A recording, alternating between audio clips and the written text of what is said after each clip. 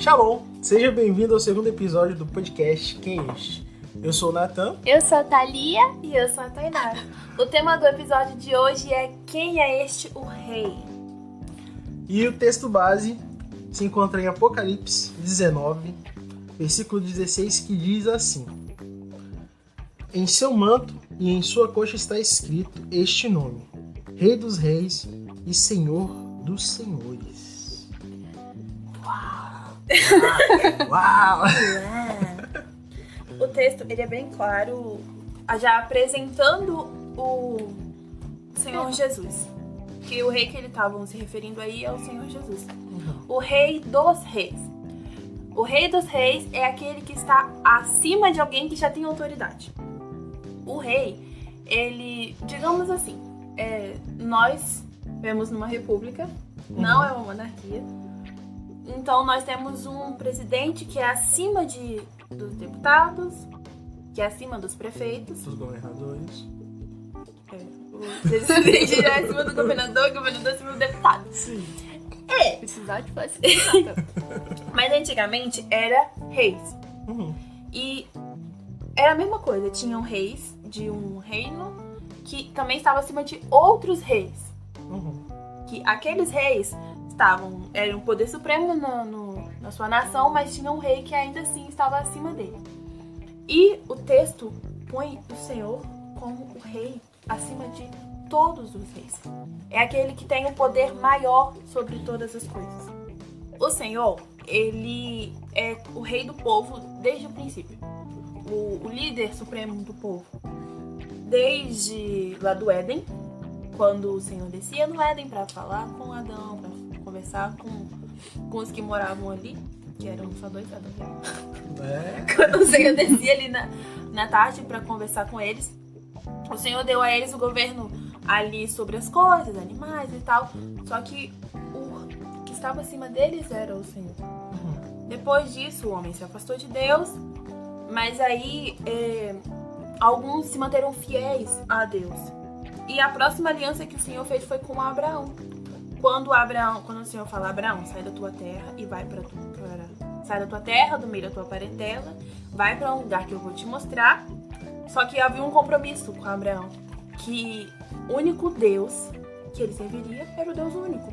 E ele tinha que ser fiel a Deus. Depois de Abraão, aí veio Abraão, seus descendentes, chegou até o povo no Egito. Deus faz uma aliança agora com Moisés. Moisés seria líder do povo para libertá-los do Egito, mas ainda assim o rei supremo do povo é o Senhor. Moisés seria tipo um representante, mas a soberania do poder, do governo, de tudo era o Senhor. De Moisés, o Senhor levantou sacerdotes, os sumos sacerdotes que iam até o Santo do Santo e fazia aquela aliança do perdão do pecado entre o povo, e entrava no Santo dos Santos para orar a Deus, entrar no lugar no Santíssimo. Só que ainda assim, o líder do povo é Deus. Interessante que Deus, mesmo ele sendo rei, ele não era aquele rei que obrigavam as pessoas a servir. E até hoje é o mesmo Deus, é o mesmo rei, né? Quando Deus falou para Moisés que abençoaria o povo de Israel, mas ele nem está ali no meio. Tipo que, eu dou a bênção, mas eu não vou participar, eu não vou ser mais rei desse povo. Vocês vão seguir com a bênção. Rebeldia. E o pessoal ficou tipo, não, sem rei? Tipo, não tem rei, né? Porque Deus é o rei, é o único que pode controlar, que pode governar da forma certa. E é isso, Deus ele é rei, mas ele não impõe, você vai me servir. Não, você segue. Só que existe a condição. Você vai seguir Deus, mas tem as regras, você não vai seguir como que você tá lá, né? Você tá participando do reino de Deus. E é isso. Deus ele não obriga, ele fez seres independentes, ou seja, você pode seguir ou não. No tanto, o que aconteceu? O povo saiu do Egito, foi pra Canaã e ali estabeleceu morada. Quem governava era o sacerdote. O sacerdote chegou em Samuel. Quando chegou em Samuel já estava velho. Aí o povo falou bem assim, nós queremos um rei. Aí Samuel ficou, tipo, muito irado. Ele ficou chateado. E foi falar com o Senhor, falou, ó Deus, eles querem um rei. E o Senhor falou assim com Samuel, fica tranquilo, eles não estão rejeitando você, eles estão rejeitando a mim como rei. E o Senhor fala, eu vou dar um rei pra eles. E aí foi quando o Senhor manda chamar Saul. Só que o que acontece? Homem falha. Então, eles levantaram reis depois daquilo, teve as suas descendências. Só que o rei nunca vai ser comparado com o Senhor. Porque o Senhor, ele é totalmente eficiente. E o rei tem falhas. Muitos reis caíram em idolatria, muitos reis falharam com o povo. Reis que roubavam o povo com impostos e tal. Então, muitos reis levaram o próprio povo de Israel ao fracasso, ao exílio, que acabaram presos. Então, quando entrou reis físicos, homens, caiu Israel. É aí que veio... acabou. E aí começa a promessa de um rei supremo. Um rei que seria perfeito. Que seria incorruptível. Que é o Senhor Jesus. Só queria ler um texto que fica lá em Isaías 9, 6. Pois um menino nos nasceu, um filho nos foi dado. O governo estará sobre os seus ombros, e ele será chamado de Maravilhoso, Conselheiro, Deus Poderoso, Pai Eterno e Príncipe da Paz. Esse Jesus, ele é o Jesus apresentado... Esse rei é um rei apresentado com muitas características e todas perfeitas. Jesus, ele foi o rei anunciado antes de vir ao mundo, antes de começar o seu ministério. Os profetas já anunciavam. Ele já era anunciado e, tipo, alguns profetas, eles falavam do Messias e eles entendiam que haveria um Messias, né? E que quando Jesus ele veio, os judeus eles não entendiam porque eles não estavam assim, como eu posso dizer, eles não estavam com os olhos espirituais abertos, eles estavam na lei e acabou que se tornou aquilo que Deus ele criou no começo, lá depois que o povo saiu do Egito, os sacerdotes, a tenda, tudo mais, que acabou virando uma questão da religião judaica.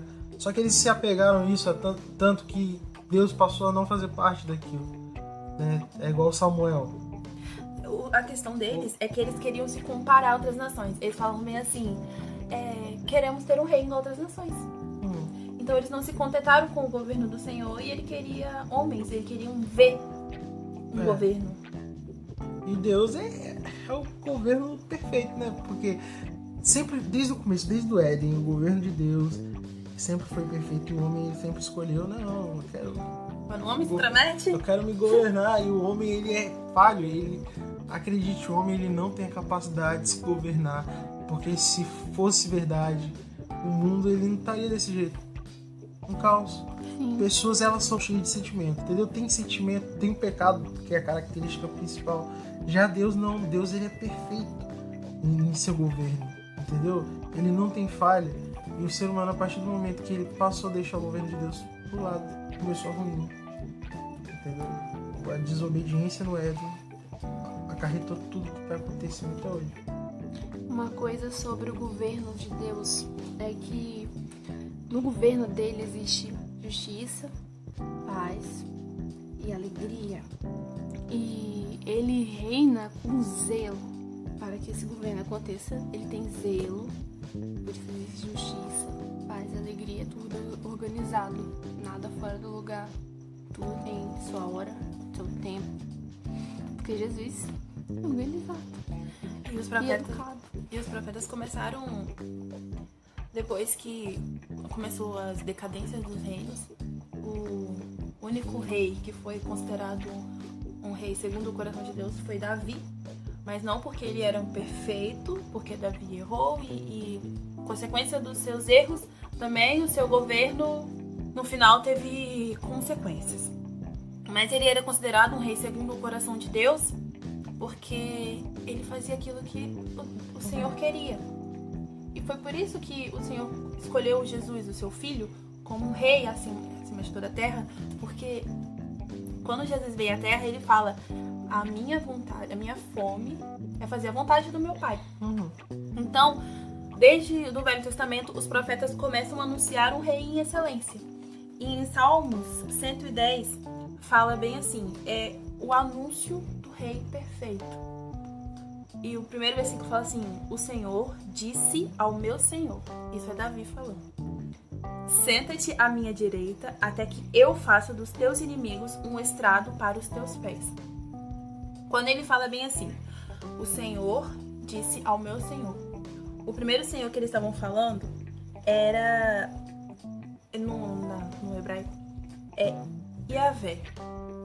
E o segundo Senhor era Adonai. Era como se o Senhor Pai falasse para o Senhor Filho: você vai sentar à minha direita, governar comigo, e os teus inimigos serão estrados nos teus pés.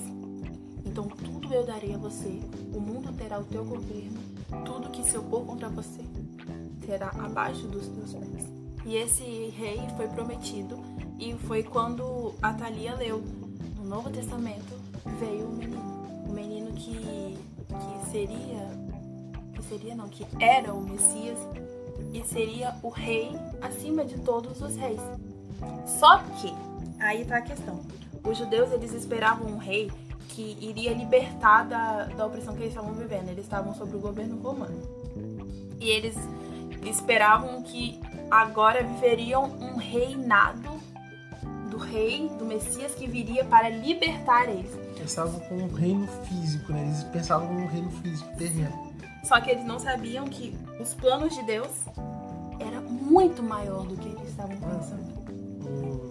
Como você estava falando, quando Jesus veio, né, ele deixava muito claro que o reino não se tratava de físico, não se tratava porque as pessoas, né, pela cultura, né, de reinos e reis, eles achavam que o Messias ia vir, ia ser um rei que ia exterminar os romanos, ia, né, libertar o povo, ia dominar sobre a terra.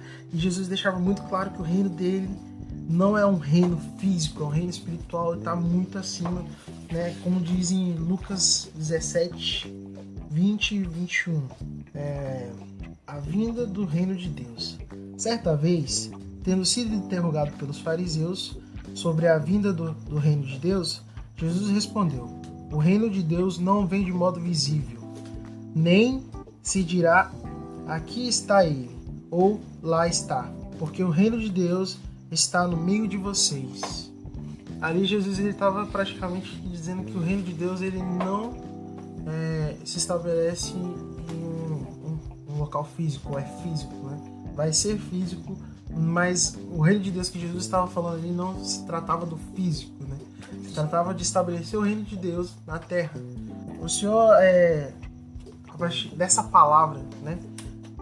Disso que Jesus disse, ele estava querendo dizer o quê? Que o reino de Deus não se trata de um local físico, geográfico, não se trata de uma cidade ou de uma nação física, se trata de um reino espiritual. E Jesus, no seu ministério terreno, ele deixou isso muito claro, tanto que quando ele falava as suas parábolas, ele fala semelhante ao reino de Deus, né? O grão de mostarda é semelhante ao reino de Deus.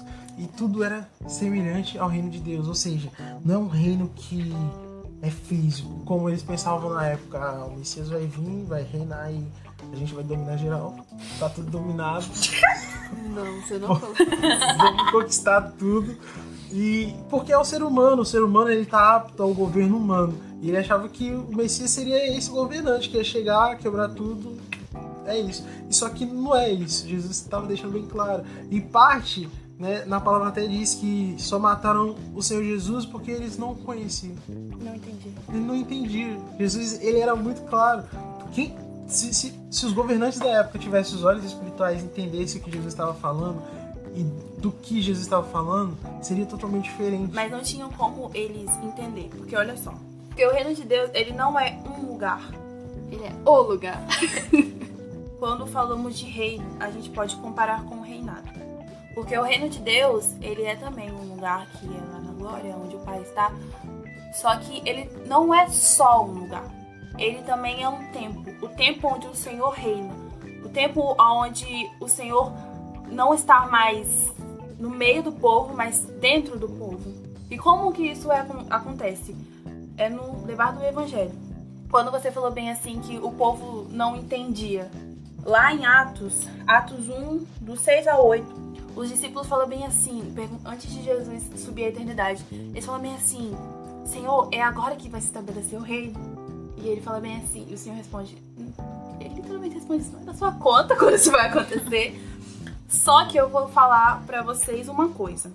Fala bem assim, não compete a vocês a saber, mas receberão poder quando o Espírito Santo descer sobre vocês e serão as minhas testemunhas em Jerusalém, em toda a Judeia e Samaria e até os confins da terra. Então, quando que começa o reino do Senhor na terra? Não só ali em Israel, mas seria também em todo lugar da terra. Quando o Espírito Santo desce, é dado um entendimento e eles começam a ser testemunhas, não do que viam, não. Eles dão testemunha. Ó, Ed. Não. Eles dão testemunha do que viram, do que ouviram e que viveram. O reino do Senhor começa a se estabelecer na terra. E o que acontece? Você pode escolher viver o reino de Deus. O reino de Deus pode se estabelecer dentro de você. A partir do momento que você aceita o Senhor, o evangelho começa a nascer em você, ali cria o reino de Deus dentro de você. Quando o evangelho entra em você, o rei começa a reinar na sua vida. E a soberania é total de Deus. Não é mais do homem, não somos mais nós nos tornamos servos. Então não é o reino, o lugar, eles estavam presos num lugar, Senhor, quando que vamos ser libertos do poder dos romanos e vamos ter toda a soberania? O Senhor já deu todo o poder. A partir do momento que a palavra fala que a terra, ela anseia a manifestação dos filhos de Deus, que é quando o evangelho inicia ali, quando o Espírito Santo é derramado, é dado todo o poder sobre todas as coisas. Então eles estavam presos naquilo ali, tipo, vai começar uma revolução e nós vamos vencer e vamos ser um reino poderoso. Nós somos um reino poderoso, porque nós vivemos debaixo do governo do Rei dos Reis, do Senhor dos Senhores. Renata estava falando sobre a manifestação do reino de Deus. Quando a gente se relaciona com o Senhor, é inevitável que a gente não manifeste o reino dele na terra, porque é consequência. O Nathan estava falando comigo um dia que a consequência é você manifestar o reino na terra. Quando nos relacionamos com Deus, nós queremos viver mais o Senhor. Nós queremos viver o manifestado do Espírito Santo. Então é consequência. E por isso que Jesus ensina, fala bem assim, olha, quando vocês orarem, fala, venha a nós o teu reino, venha a nós o teu evangelho, faça-nos testemunhas fiéis do Senhor, faça manifestar em nós o Espírito Santo que foi derramado. Porque só foi possível levar o reino de Deus, levar o evangelho de Deus, a partir do momento que foi derramado o Espírito Santo. Então é consequência, quando conhecemos Deus, consequência a gente ser transformado e manifestar o reino de Deus na terra. Sim. Não se trata de delimitação de tempo. Vai acontecer, ou aconteceu, não. É uma coisa que nós já podemos viver o reino de Deus. É como a eternidade, é eterno, não tem começo, meio e fim, é eterno, só tá acontecendo. Já estamos vivendo o reino de Deus, não estamos na eternidade. Vivemos em caráter espiritual. É claro que vai ter um momento que o Senhor vai vir e todos os joelhos se dobrará e entraremos no reino eterno, que é o físico, mas a gente já pode viver o reino espiritual. Exatamente. É engraçado que até a questão da herança, né? Quando a gente pensa, não, vamos receber herança quando a gente chegar no céu, a gente vai receber nossa herança e tal. Não, cara, a herança, ela já começou a partir do momento que você faz parte do reino, já existe parte da herança. O que é uma herança? Cara, o Senhor ia te abençoar com, você tem um dom espiritual. Cara, isso é herança, isso é muito bom. Entendeu? E a herança já começou. A partir do momento que você tá ali, você se torna filho, você reconhece o sacrifício de Jesus. Você já faz parte do reino e por fato de você fazer parte do reino, você é herdeiro, você já vai receber a herança. Ou seja, é uma coisa que tá ligada aqui, que a gente vai melhorar. A gente vive um pouco aqui e muito mais além do porvir. E é uma questão de evolução. A gente vai vivendo, a gente vai conhecendo mais, e a gente vai entendendo o propósito, e a gente vai recebendo, entendendo que a herança não se trata só do céu, é o céu, mas não é só no céu. A herança começa aqui, a partir do momento que você tem os dons espirituais, e ali o Senhor vai te abençoando, e você vai tendo testemunho, você vai tendo experiências, e você vai acumulando aquilo, e o Senhor vai... E não se delimita a coisas espirituais também. O Senhor te abençoa com um bom emprego, com a faculdade. As pessoas, tá numa boa faculdade porque estudou muito. Muitas vezes é o Senhor que está abençoando aquela pessoa. Às vezes ela tá ali na faculdade, ela nem sabe como ela vai passar na prova, e ela estuda e o Senhor provê. Entendeu? E não se trata só de algo espiritual. É espiritual também, na grande parte. Mas também faz parte do físico. Porque Deus ele vai juntar você, vai colocar num caminho que tudo que Ele for fazer, está escrito, vai chegar a um propósito.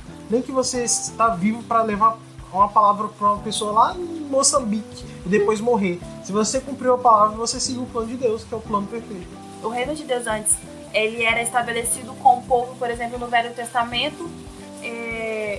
O Senhor colocou o tabernáculo ali para ser símbolo da presença dele. O que o Senhor falava e a liderança dele estava ali.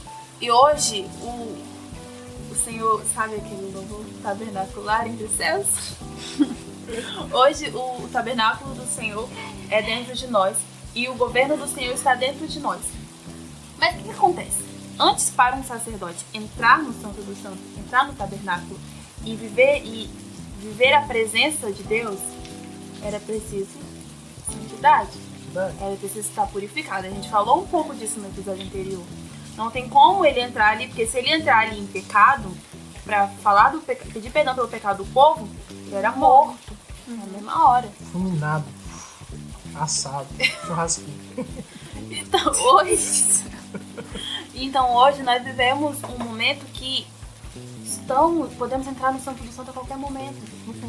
Aqui, mas lembrando, nós podemos entrar no Santo do Santo a qualquer momento, mas da mesma forma que era antigamente, não é de qualquer jeito. Exato. Existe uma busca, a santidade. Santidade é principal. As pessoas, elas não entendem, elas ficam assim, elas escutam testemunhos, histórias extraordinárias. Não entende o valor da santidade. Não entende o valor, né? Acha que, fulano de tal viu fogo, viu anjo, viu isso e aquilo e tal, mas como é que faz isso? É santidade. Tem que ter uma busca, meu filho. Tem uma busca, né? Eu quero ia falar, o anjo do cara... Não, o anjo veio do céu, sim, mas... Sabe? Ficou muito... Porque sabe aquele negócio? Isso não cai do céu. Vem do céu, não. Ficou mal colocado. Então que anjo é esse? Não é tão fácil assim, não é com todo mundo. Que o povo ele tem muito síndrome de Sadraque, Mesaque e Abednego, né? Mas... eles entraram no fogo lá, entraram na fornalha, mó quente. Acho que é a síndrome do Natan. Só ele que tem isso. E não se queimaram, e não ficou cheiro de fumaça no corpo deles. Nossa, por que a gente não vive isso? Por quê? Por que a gente não vive isso? Porque a gente não busca. Não, mas é que... Porque a gente não se entrega. Exatamente. Houve ali uma entrega. E não foi uma entrega tipo... Senhor, eu entrego essas 2 horas da minha vida. Senhor. Não, eles entregaram a vida, não foi as 2. A vida! É uma vida! Eles entregaram vida eterna! Eles entregaram céu! Eles entregaram a vida, não foi 2 horas da vida, foi a vida toda. Se fosse precisado morrer naquela hora, sabe, por Deus, eles iam morrer. Eu imagino que tipo assim, na hora que Nabucodonosor falou, vai tocar a buzina aqui, vocês têm que... buzina. Vocês têm que ajudar. É a buzina, né? Eu imaginei muito aquelas buzinas de bicicleta. Vai tocar a buzina e aí vocês têm que ficar de joelho, porque essa estátua aqui vocês adorarem. E aí, tipo, a gente não vai adorar essa estátua, não. Meu Deus falou que a gente só tem que adorar ele porque a gente vai ajoelhar. Vou não. E Nabucodonosor falou assim, vocês estão brincando na minha cara, então vou tacar vocês nesse forno e vou... 7.000 graus, 7 mil? 7 vezes. Meu Deus! Não, 7.000 graus. E aí, vou jogar vocês vão morrer. E tipo, eles não sabiam, eu acredito que eles não sabiam que Deus ia livrar eles ali na hora que eles entraram na fornalha. Eles pensavam, se a gente morrer, a gente vai morrer fiel a Deus, pelo menos a gente vai morrer, mas a gente tá agradando a Deus. O importante é agradar a Deus, mesmo que a gente morra. Só que, pra surpresa deles, quando eles entraram na fornalha, tava lá um ser iluminado, ser celestial. E o final da história, dos trechos históricos, não, porque o Donoso olha assim, ué, não tinha 3 caras lá dentro? Como é que tem 4 agora? O que tá pegando? Tá pegando fogo. Tá pegando fogo. E eu fico imaginando a cara de Nabucodonosor. De Nabucodonosor vendo os 3 saindo assim, que tá queimado e... O que eu vou fazer? Que viagem é essa? Porque é extraordinário e quando acontece a gente fica assim... Ué, mano, como assim? Porque foge da nossa dimensão, sabe? É algo extraordinário. E sabe o que é isso? Eles estavam, claro, que eles obedeciam ao governo do rei, Nabucodonosor, porque o Senhor... Só que, acima dele, do rei, estava o rei dos reis. Então eles preferiam morrer seguindo e sendo obediente ao rei dos reis do que se curvar numa lei que desonraria o rei deles, sabe? Não vale o Senhor. Mais importante seguir o nosso rei, o rei Deus, do que seguir um homem que tá com coroa ali sentado falando que é pra adorar uma imagem. Porque antes de povo dele, eles eram o povo do rei dos reis. E nós hoje somos separados, escolhidos. O Senhor escolhe a sua vida também para ser o povo de Deus. Vou falar do povo e um dos textos que o Senhor me deu tá em Lucas 8, lá o título é A Verdadeira Família de Jesus. Eu vou ler o 21.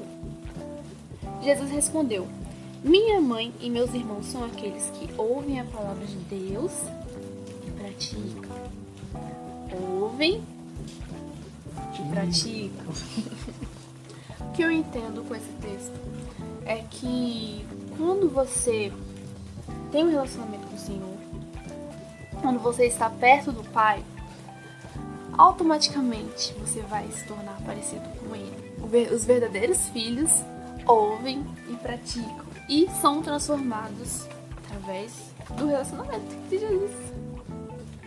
Quando Judas foi entregar Jesus, quando ele traiu Jesus, Judas precisou dar um beijo em Jesus, porque não dava pra saber quem era Jesus, porque Jesus era simples. Então, pra identificar, precisou dar um beijo, porque eles estavam parecidos com Jesus. E os filhos de Deus se parecem com Jesus. Os filhos de Deus têm as características de Jesus, porque... Um exemplo que eu vou dar. Quando você tem um amigo, esse amigo é muito próximo, você acaba se tornando parecido com esse amigo. E isso acontece também quando você se relaciona com Jesus. Você tá tão íntimo de Jesus, tá tão próximo dele, que você acaba se transformando. Ele te transforma, né? Acaba se transformando, você transforma. Transforma. Uma frase que eu quero deixar é: nem todos são filhos de Deus, mas todos podem se tornar filhos de Deus. Isso é uma frase do Luciano Subirá, gente. Pode dar crédito, né? Eu tenho que dar crédito, porque não é minha frase. Os filhos de Deus se comportam de acordo com o reino. Eles negam a si mesmo para fazer a vontade do Pai, para que a vontade do Pai se cumpra na vida deles. Então eles negam o mundo e negam a si mesmo. E nem todo mundo tá disposto a negar a si mesmo e para fazer a vontade do Pai. Nem todo mundo quer isso. Quer as bênçãos, quer os bons frutos, mas não está disposto a negar a si mesmo e a sua própria vontade para fazer a vontade do Pai. Por isso que nem todos são filhos de Deus, mas todos podem se tornar filhos de Deus. Quando a gente confessa o Senhor Jesus como o único e suficiente Salvador, a gente se torna parte dele. A partir do momento que a gente reconhece o sacrifício. Sim. E no final tem gente, uma coisa que eu ouvi, no final tem gente que vai contemplar a graça e outros vão viver em eterna desgraça. Porque tem gente que vai ter conhecido a Deus, vivido o que Deus pode manifestar em você, vivido a graça de Deus sobre a tua vida, e outros que vão ter fingido viver o que Deus tem para proporcionar, mas no final vão viver eterna desgraça, não vão ter a paz eterna, porque não vão ter vivido realmente um relacionamento, a morte. Não vão ter tido um relacionamento real com o Senhor. Porque existe até hoje, existe até hoje pessoas que vivem, vou ser bem direto, né, sem filtro, pessoas que usam máscaras, pessoas que estão ali, eu sou evangélico, isso e aquilo, mas quando ninguém tá vendo, aquela pessoa ela vai lá e faz tudo que assim desagrada a Deus, sabe? E ela só é na frente da população, e é um crente de fachada. E ó, eu vou te dizer uma coisa, o diabo não liga de você amar a Deus. Ele só liga se você ama a Deus acima de todas as coisas. Se você vai na igreja e diz amar a Deus, mas ao mesmo tempo você fora dali continua vivendo da mesma forma, não manifestando Deus em você, ele não tá ligando não. Mas se você ama a Deus acima de todas as coisas, a ponto de abrir mão de tudo que te impede de ser igual a ele, aí incomoda. Eu quero só dar um exemplo do que o Nathan falou de pessoas que não são reais. Vou dar um exemplo meu e do meu namorado. Eu falo muito sobre honra, né? E a gente honra o Senhor na vista das pessoas. Eu tenho um namoro de corte. E as pessoas olham e ficam, nossa, que legal, nossa, vocês são diferentes, olha só. Mas eu tenho que continuar honrando o Senhor quando não tiver ninguém olhando. Porque é muito fácil não fazer nada na frente das outras pessoas e ser fiel de alguma forma, mas o importante é que eu faça por trás. Quando não tem ninguém olhando, quando só tem o Senhor olhando, a gente tá sozinho e a gente tem que continuar honrando o nome do Senhor. E isso é muito importante, né? Porque as pessoas pensam, as pessoas estão me vendo aqui, eu posso me comportar porque elas estão me vendo. Agora que não tem ninguém me vendo, cara, Deus tá vendo. Sim. Deus tá vendo. A gente tem que ter um temor de pensar, cara, as pessoas não estão me vendo, mas meu pai tá me vendo. Sim. Meu comportamento tem que continuar, sabe? É o mais importante. O meu exemplo tem que continuar. Vamos supor, eu não roubo, não faço assalto, mas eu cometo uma fraude, eu furo uma fila, não tem problema, eu tô roubando, mas eu tô furando a fila, não é pecado, é pecado do mesmo jeito, é pecado. Gente, não existe pecadinho, pecado é pecado. Se você deixa de roubar e você fura uma fila, cara, você tá sendo fraudulento. E ó, não adianta você querer fazer tudo que parece certo. Não adianta você querer ir lá na igreja e fazer tudo que condiz com os mandamentos do Senhor, mas não ter relacionamento com o Senhor não, cara. É o que ela falou, o filho com o pai, o servo com o seu rei. O relacionamento do Senhor com o seu servo, o Senhor fala que o maior é aquele que serve.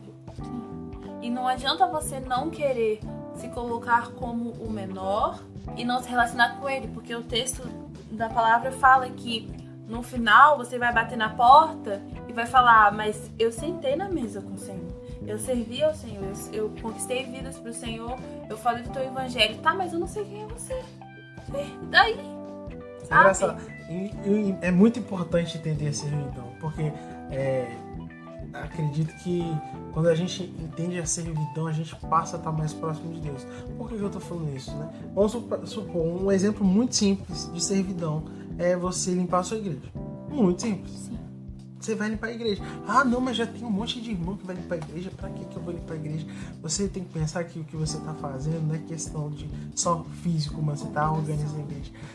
Você tá servindo, sabe? É algo bom. Né? E não se limite só a limpar a igreja, são várias coisas. A gente tem que estar disposto a servir, sabe? Porque nós somos meios de graça na vida das pessoas. Às vezes você tá ali limpando a igreja e alguém passa e vê você limpando a igreja e vê você como exemplo. Pra você era, é só limpar a igreja, tem um monte de gente. Não, mas pra uma pessoa, ela vê assim e fala, nossa, essa pessoa ela é tão dedicada, mas por que ela é dedicada a esse Deus? E cria uma curiosidade. Por que você faz isso? Por que você vai na igreja todo dia? Por que você é dedicado a Deus? Por que você ora, jejua? E a resposta é porque o meu Deus, ele é fiel. porque meu Deus é um Deus de amor, porque vale a A gente ama ele. Isso é manifestar o reino na terra. Exatamente. É assim. O reino, o Senhor fala, o reino não tá aqui, não tá ali, o reino tá em vocês. E quando vocês fazem essas coisas, quando vocês são testemunhas de Cristo na terra, é assim que vocês manifestam o reino. Não é por obrigação, é por amor ao evangelho. Ó, uma frase. Camila Vaz, tá, galera? Ela falou bem assim: o Senhor não faz escravos, ele torna-os livres para que seja servido em amor e não por obrigação. O Senhor, ele nos libertou, ele não nos escravizou. Quando ele morreu por nós, quando o Senhor reinou definitivamente acima de tudo, ele não tornou escravos. Agora eu sou rei, vocês são meus escravos. Não, ele tornou as nossas vidas, nos tornou livre, para que possamos servir em amor a ele, seguir a ele em amor, não por obrigação. E isso é manifestar o reino, é você mostrar o amor que você tem pelo Senhor e transmitir isso para as pessoas, para que elas também possam amar e viver isso dele. E ó, eu vou ler um texto que está em Romanos 14, do 16 ao 17. Aquilo que é bom para vocês não se torne objeto de maledicência, pois o reino de Deus não é comida e nem bebida, mas justiça, paz e alegria no Espírito Santo. O que Paulo estava falando aqui? Aqui estava numa discussão entre pode comer isso, não pode comer aquilo, pode beber isso, não pode beber aquilo. E o Senhor fala bem assim, que isso não faça mal aos que estão chegando, porque o reino de Deus não é isso. O reino de Deus não são coisas físicas. O reino de Deus é alegria, paz no Espírito Santo. Ou seja, você julga certas coisas errado. Isso é muito importante. Você julga certas coisas errado. Aquilo ali não é certo fazer aquilo ali. Usar aquilo ali não é certo. Se vestir daquela forma ali não é certo. É claro que o Senhor dá instruções de como nos portar na presença dele, como ser bom, dar bom testemunho de servo. Só que o Senhor fala que o reino de Deus não é coisas físicas. É alegria e paz no Espírito Santo. Sim. Então, se aquela pessoa tá com alegria e paz no Espírito Santo, não adianta você falar, não adianta você querer apontar o dedo, porque isso não é o reino de Deus. A partir do momento que aquela pessoa tem paz no Espírito Santo, que o Espírito Santo testifica nela que ele tá em comunhão com ela vive o reino de Deus. Exatamente. Que nem uma frase que não é minha, mas também não é da pessoa que falou. A gente passa a se frustrar, passa a ter ansiedade quando a gente coloca algo abaixo de Deus como centro da nossa história. Só um ponto que eu quero trazer, que é Deus é Pai, Deus é Rei, é o Rei dos Reis, é o Todo Soberano, mas Ele é nosso Pai e a gente pode se relacionar com Ele como Pai. Vou dar um exemplo que é sobre mim mesma. Eu não tive um pai presente na minha casa, só tinha minha mãe e eu não sei como, eu não sabia, né, como era ter um pai. Então, quando eu conheci Jesus, eu comecei a me relacionar com ele como meu pai. Então, eu conto tudo pra ele, ele cuida de mim, ele me ajuda, ele me levanta, ele me sustenta, ele me dá forças. E a gente pode se relacionar com ele como nosso pai. A gente deve se relacionar com ele como Sim. nosso pai, porque é muito bom. E quando você trata Deus como pai, ele vai te tratar como filho.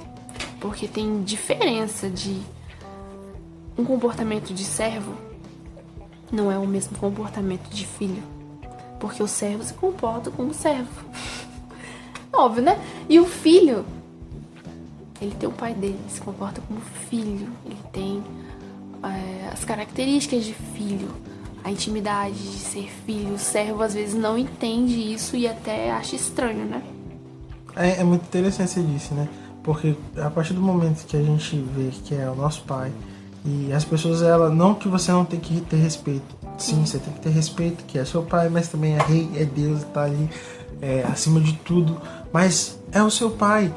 As pessoas ficam assim, vou orar aqui, vou fazer uma oração perfeitinha, bonitinha, porque meu Deus, é o seu Deus. É verdade. Sim. Mas você tem que conversar. Ele é merecedor, mas... A gente fica colocando... Deus, ele é Deus, ele é soberano, ele é tudo... Mas a gente tem que entender que Deus, existe uma relação com Deus. Sim, porque da mesma forma que você conversa com a pessoa que você confia muito, você conta todos os seus segredos, Deus, ele é muito mais que essa pessoa que você confia.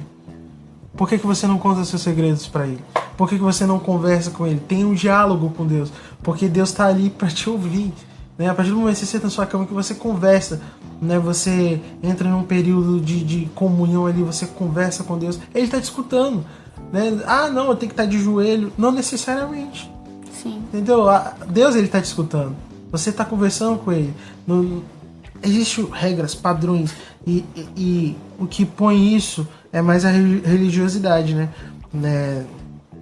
Tem regras, tem padrões, tudo bem que tem lá, quando você está congregando, você está num local de congregação que você tem que seguir, né, os padrões estabelecidos, mas você está na sua casa, você tem total liberdade de orar com Deus, e não é só um momento, aquele momento que você separou, você está trabalhando, você está ali conectado o tempo todo, é o Wi-Fi, né? Você está ali o tempo todo, você pode falar com ele que ele está te escutando, você está falando e ele te escuta, você está no ônibus, cara, eu tenho tanta experiência que eu tô assim, no ônibus e o Senhor, ele revela, ele fala a mim. Teve uma vez que a gente teve uma reunião, né, uma célula, e eu tava escalado para pregar, foi até na casa da Thalia. E aí o Senhor, ele me revelou um texto, só que eu caí na besteira de duvidar desse texto. E aí eu fiquei assim, o Senhor revelou João 3,16. Eu fiquei, mas não, esse texto, o que eu vou falar? E aí eu tava no vestiário depois de sair do meu serviço, e tava chovendo muito esse dia, que eu acreditei que não ia dar nem... Eu tava pensando, vai cancelar, não vai ter essa célula. Acabou, porque tá chovendo. Tem tempo ruim pro Senhor, meu filho. E aí eu peguei o ônibus, fui pro terminal. De um terminal para outro eu peguei outro ônibus. E eu tava sentado lá no fundo só pensando, como que eu vou pregar, o que eu vou pregar. E tava pensando em outros textos, né, ignorando o texto que o Senhor tinha revelado. E entrou uma mulher. Só que a mulher, ela tava tão assim, eloquente, tava tão descontraída, livre, solta. Eu falei, essa mulher, pronto, entrou uma doida no ônibus. E de repente essa mulher, eu tava no fundo do ônibus, de repente ela olha no fundo dos meus olhos e fala João 3,16. Eu desmoronei, eu fiquei, não sabia onde botar a minha cara. E ela começou a cantar e falar, Deus é maravilhoso, e as pessoas no ônibus, e ela olhou pra mim e falou, o pastor vai pregar, o pastor vai orar. Aí eu falei assim, mas eu não sou pastor. E aí ela chegou em mim e eu senti tanta presença de Deus naquele momento que eu nunca tinha orado no ônibus, mas eu levantei e orei pra todo mundo naquele ônibus. E foi, sabe, quando fala que a pessoa tem que ser espelho de Cristo, ela tem que ser parecida com Cristo. Eu nunca vi Jesus fisicamente, eu nunca vi, mas eu vi Jesus naquela mulher, naquele dia. Bem-aventurados que não veem, mas creem. E eu fiquei, assim, uma semana besta, sem acreditar o que tinha acontecido. E eu entendi que era pra acontecer, não era pra cancelar, porque na minha cabeça tava chovendo, ia ter que cancelar. E não era pra cancelar, porque a palavra que Deus tinha revelado, ele confirmou de uma forma tão clara, porque é impossível aquela mulher saber que eu tava no meu serviço, que o Senhor tinha revelado João 3,16 e eu tinha ignorado, é impossível. Entendeu? Eu acho que ela nem sabia do que ela tava sendo usada naquele momento. E ela não faz nem ideia, né? Eu falei. Aí você pode estar escutando e por um momento ficar assim, mas eles estavam falando de um rei Jesus e agora estão falando de um rei pai. E tipo assim, mas é que... Só que quando a gente fala de a gente precisa entender, e talvez no começo seja difícil entender, só que é necessário que você compreenda que eles são um só. Tanto o Senhor, a partir do momento que ele o chamou Jesus e colocou assentado do lado dele e botou ele para governar junto com ele, eles se tornaram um só. Ao mesmo tempo que você se relaciona com o Senhor Jesus Rei, você também se relaciona com Deus Pai. Então os dois se tornaram um só, juntamente que agora o Espírito Santo, que é aquele que vive entre nós. Então há uma ação da Trindade em tudo isso. A manifestação do reino de Deus, há uma ação completa da Trindade. O poder emanado do Pai, o evangelho falando de Jesus e a ação real que vem do Espírito Santo. Então, isso traz os três. Há necessário um relacionamento com o Pai. Há necessário conhecer a Jesus. E há necessário viver o manifestar do Espírito Santo. É preciso que os três habitem em você para você viver o reino de Deus. Tem um texto em Romanos capítulo 12, a partir do verso 14. Ali fala da necessidade de você fortalecer um ao outro. E quando o Senhor veio e agiu ali no Monte Sinai, no Moisés, quando o povo estava no deserto. E ele fala que foi um manifestar físico, um manifestar do rei físico, o poder de Deus, aquele que reinava ali naquela época. Eles viram o monte, os relâmpagos, ouviram os trovões, o som de trombeta, o fogo, eles viram. E no verso 22 fala assim: mas vocês chegaram ao Monte Sião, a Jerusalém celestial, a cidade do Deus vivo, viram os milhares e milhares de anjos em alegre reunião, a igreja dos primogênitos, cujo nome estão escritos nos céus. Portanto, já que estamos recebendo o reino inabalável, sejamos agradecidos. Agora nós vivemos um reino celestial, vivemos um manifestar celestial. E nós fomos eleitos como primogênitos agora do Pai. O nosso nome é escrito no céu. E essa manifestação do reino nas nossas vidas agora, que é o reino no governo de Jesus, no governo de Jesus, Pai e o Espírito Santo, nós precisamos ser gratos a Deus por isso. Nós precisamos viver em espírito e santidade. Fala que é preciso que agora tenha reverência e temor. Porque quando eles viram aquilo ali se manifestar, teve reverência e temor a Deus. Como que é forte o poder de Deus. Como que é grandioso. O Natan falou agora do manifestar do poder de Deus na vida dele dentro de um ônibus. A Thalia falou do manifestar do Pai, no relacionamento do Pai e o seu Filho. Deus Pai e conosco. Há um agir dos três. Há um reinado supremo acima de todos os reis, Rei dos reis, Senhor dos senhores. E é necessário um temor, uma reverência para que o reino seja estabelecido na terra. Exatamente. Não é mais aceitável que o reino do mal, que o reinado do inimigo seja maior do que a manifestação do reino de Deus. É nítido que a terra é do maligno, porque é profético isso, porque no fundo o mal vai se multiplicar e a terra é do maligno. Mas nós que conhecemos a Deus, que conhecemos o Rei, temos relacionamento com o Pai, conhecemos o Filho e vivemos o Espírito Santo, não é aceitável mais que o reino não se estabeleça na terra. Exatamente. Tem que orar, venha a nós o teu reino. Exatamente. Eu costumo dizer que quando a gente aceita Jesus e a gente se torna crente de verdade mesmo, sabe? A gente se alista. Tem crente de mentira, né? Não, tem que deixar claro, crente de verdade. Crente de verdade. Eu sou a irmã engraçada desse podcast. Aí ninguém tá achando graça que eu tô falando. A gente é como se ele estava pro exército de uma nação que tá em guerra.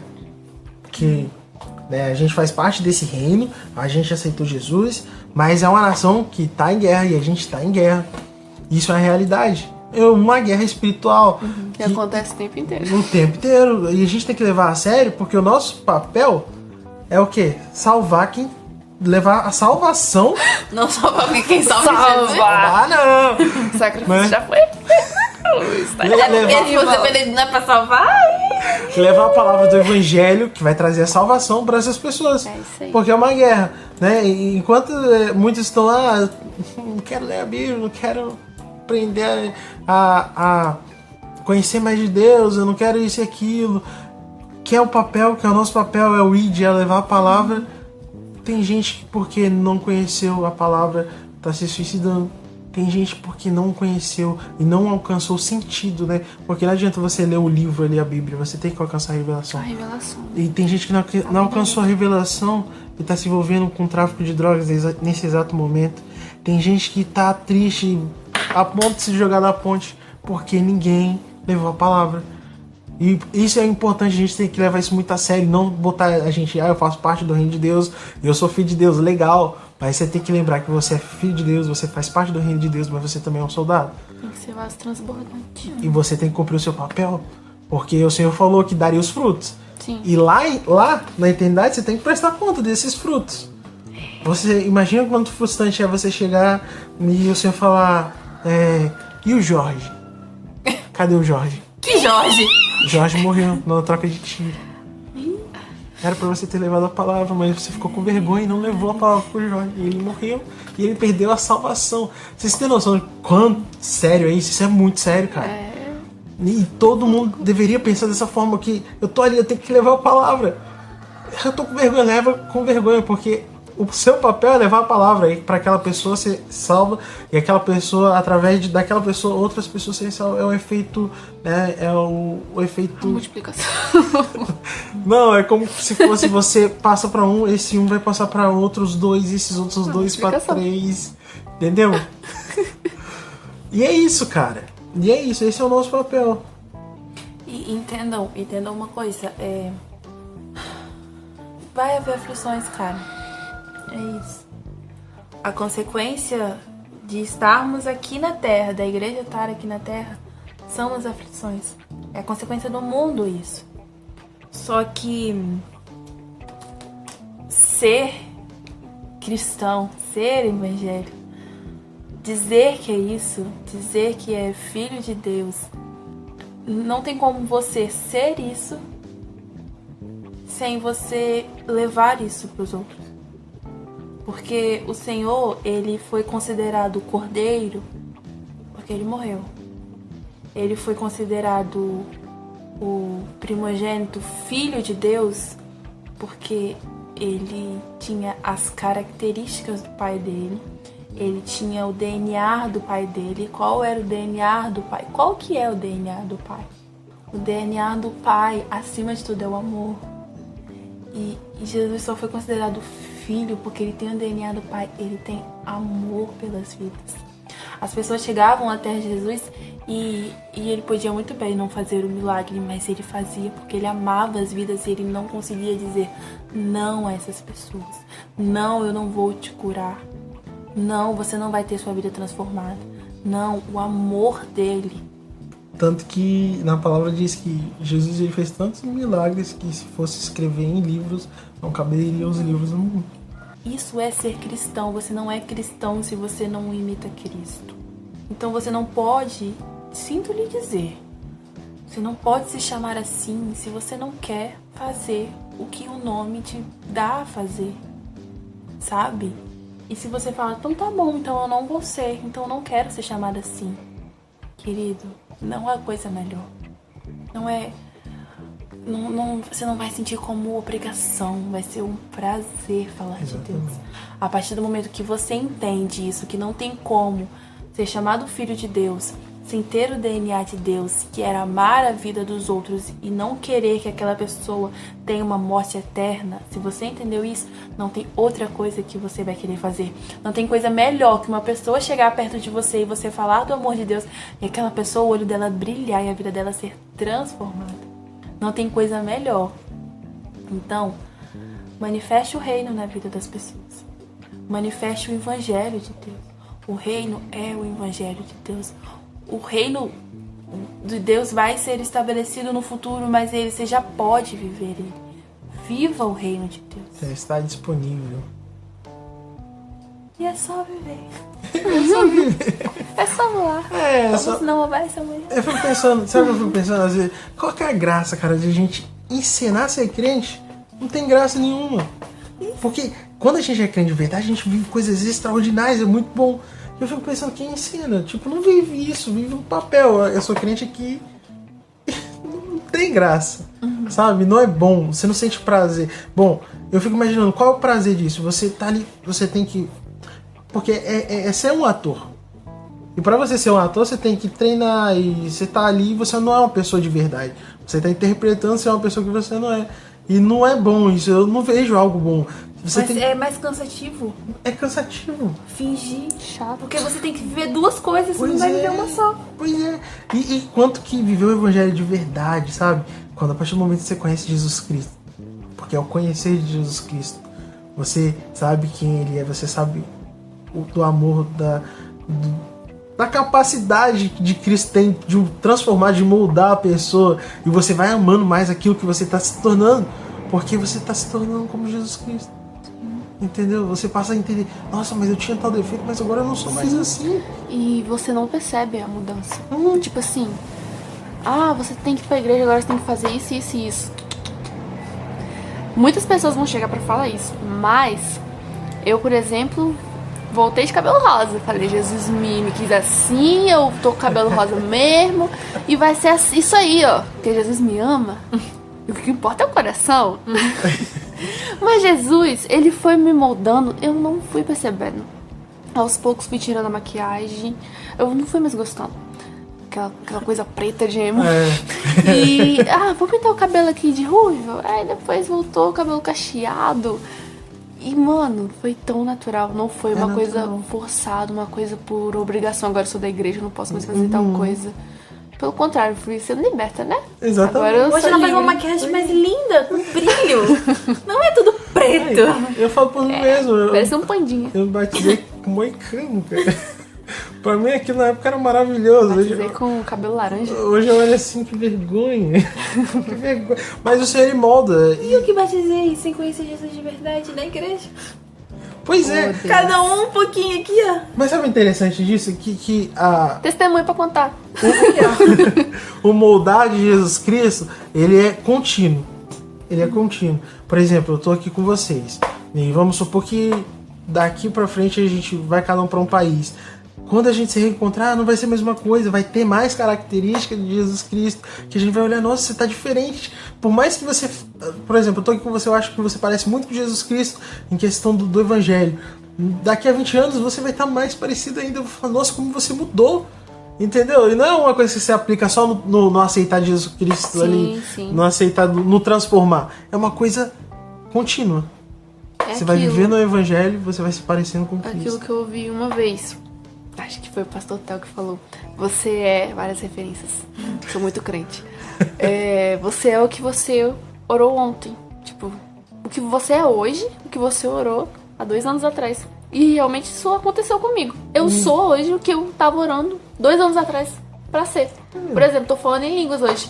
2 anos atrás eu não falava. Era meu sonho. Só falava gíria. Todo mundo aqui sabe. Misericórdia. Tem que botar a verdade, pra ser de verdade, vamos ser Mas de verdade. isso. Cara, a vida, a vida é mais organizada e mais bonita quando tá no governo de Deus. Verdade. Quando o rei é o Senhor. Toda vez que o povo errava e botava o governo de outro na frente, Dava tudo errado. sabe? E eu não entendo por que acontece. Eu entendo assim, porque a gente faz isso. Porque a gente é desobediente. A gente é desobediente. Não, Mas mas quando o o rei Israel é era Deus, demais, quando o cara. rei da sua vida é Não. Deus, é isso. O povo de Israel era demais. Porque tipo, Deus... Cara, uma coluna de fogo, cara. Colônia de fogo. Coluna. Cara, só de eu ver uma coluna de fogo eu já falo. Então, galera, encerrando aqui, este é o rei que a gente quer apresentar pra vocês. É o rei que vocês devem conhecer. E que, se vocês continuarem aqui conosco, vocês vão ouvir e aprender sobre ele. E é isso, galera. Muito obrigado pela sua presença. Espero que seja edificante, que possa ter falado do seu coração. E é isso. Se inscreve no nosso canal no YouTube também, Quem é Este? E nas nossas redes sociais, no Instagram, Quem.é.este. Quem é este? Sim, E é sim. isso. Até o próximo episódio. Shalom. Tchau. Tchau! Gravando. Sol. Shalom! Aqui é a Thalia. Esse é meu amigo Natan e aquela ali é a Tainara. Vocês Aquela estão ali vendo? quem? Mas olhem pelo olhos da fé. O óleo da fé. Olhos da... O óleo da fé. Não consigo falar isso, Shalom.